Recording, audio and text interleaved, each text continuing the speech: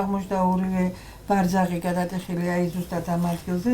უბედური შემთხვევა მარიკო კობახიძესა და დედამისს 4 ნოემბერს ქართულ-ამერიკული უნივერსიტეტიდან გამოსვლისას შეემთხვათ.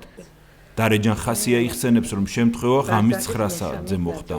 ბნელოდა, შუქი არ იყო. მე გავაღე კარი და მარი ავიყვანი ეტლიდან უნდა გადამესვა მანქანაში. ამ დროს წამოვედე რაღაცას. ნარჩენები იყო ეტყობა მშენებლობის. თავი ვერ შავიკავე და ორივე დავეცით. საშინელი მომენტი იყო. ყველასთვის ადვილი წარმოსადგენია ორივე ფეხის ძვლის გადატეხა რა გორის სიმწარესთან არის დაკავშირებული. ზოგიერთი იყო ადაპტირებული. ქართულ-ამერიკული უნივერსიტეტის სტუდენტი იხსენებს, რომ ეტლით სარგებლობის გამო მას მხოლოდ გვერდითი შესასვლელით შეუძლია უნივერსიტეტში შესვლა. იქ კი მიმდინარე მშენებლობის გამო გავლა საშიშია. მართლაც ეს ადგილი უსაფრთხოების ლენტებით არის შემოსაზღვრული. ჩემი პრეტენზია მისლის დღიდან იყო ის, რომ შევდიოდი გვერდიდან და არ შევდიოდი წინიდან და ეს შესახებაც ადმინისტრაცია ჩავაყენე საქმის კურსში. დაველაპარაკე დეკანს და პასუხი იყო ის, რომ გაო აკმაყოფილებდა აკრედიტაციის მინიმალურ, ასე ვთქვათ, პირობებს, სტანდარტებს.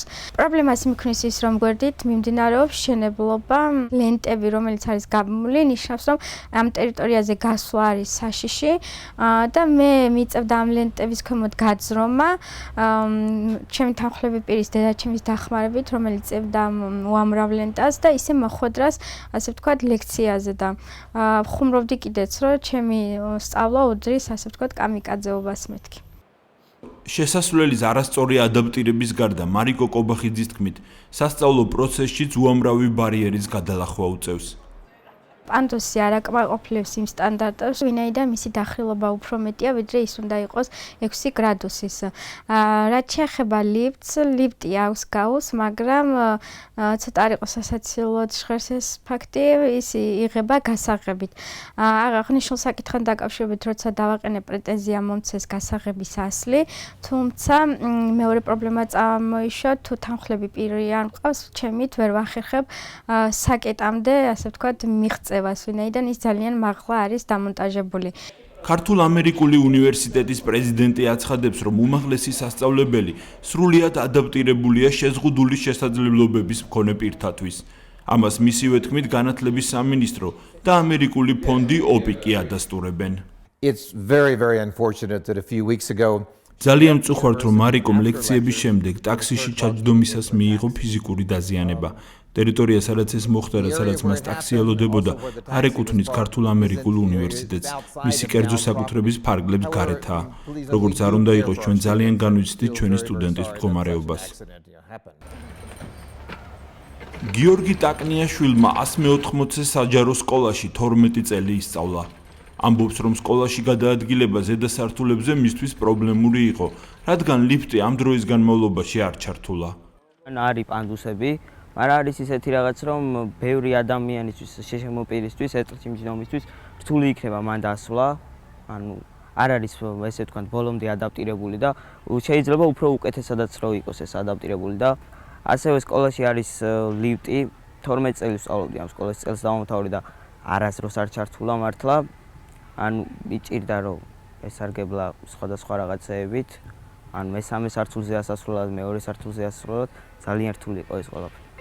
სკოლის დამთავრების შემდეგ სწავლა კერძო უნივერსიტეტში განაგრძო, რადგან სახელმწიფო უმაღლესი სასწავლებლები შეზღუდული შესაძლებლობების პირებისთვის ადაპტირებული არ არის.